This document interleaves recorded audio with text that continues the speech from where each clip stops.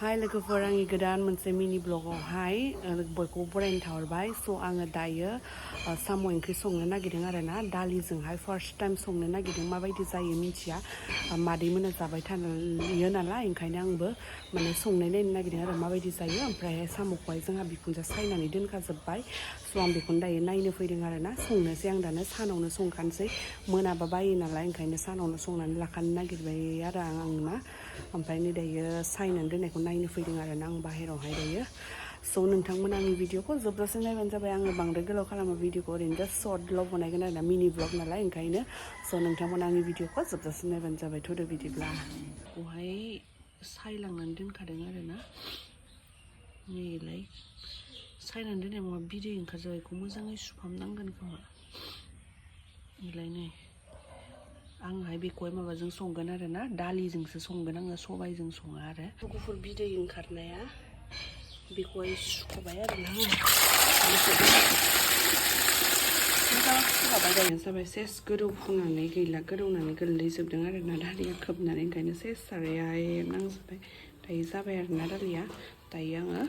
साम'खौहाय एवनोसै आरोना मस्ला मस्लि होनानै गोबाव संनांगौना साम'खौहाय मस्ला मस्लिखौ एवनानै लालायबाय नै एवनायफोरखौ देखायबाय थायासै आङो बिराद गरम माने बोथोरा ओंखायनो ओमफ्रायहाय इयाव दायो साम'खौ होनानै एवनोसै आरोना साम'नि दैयानो ओंखारबाय थादों आरोना ओंखायनो दसेनि उनावसो होगोन आं दैखौ जाबायलै होगासिनो समाव मिलौलायलायखायो आरोना नोंसोरबो जाफेराखैबा दालिजों साम'जों जा आरोना गोथावसो जामारो आरोना मिलौलायलायो गोथावनो दायो आं गंगार दुन्दिया होनोसै आरोना एसे टेस्टनि थाखाय गोथाव जामारदों आरोना आङो साखिनाय नायनायमोन आरो टेस्ट खालामनाय नायनाय जाबाय आरोना रेडि मोनबाय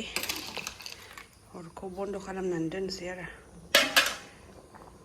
स' गाइस दायो संखांबाय आङो बिराद टेस्टि जामारो आरोना दालिजों ओमफ्राय साम'जोंहाय नोंसोरबो जुदि जाफेराखैबा जाबानो जाबाय बिराद टेस्टि जामारो स' आङो दिनैनि बे मिनि ब्लगखौबो बेयावनो फोजोबनो सानबाय ओमफ्राय नेक्स्ट आरो मिनि ब्लग आं लाबोनो बिदिनो कन्टिनिउ खालामनो ट्राइ खालामगोन आरोना माने आंना देहायाबो बारा थिग गैया नालाय ओंखायनो कन्टिनिउ खालामनो हायाबो जानो हागौ बाट आं कन्टिनिउ खालामनो ट्राइ खालामगोन आरोना बिदिनो मिनि ब्लग लाबोनो ट्राइ खालामबाय थागोन स' नेक्स्ट भिडिअ लोगो मोनसिगोनलाय टिल देन बाय लाभ इउ गाइस अन्नानै आंनि चेनेलखौ लाइक शेयार ओमफ्राय साबस्क्राइबबो खालामनानै होबानो जाबाय टिल देन बाय वान्स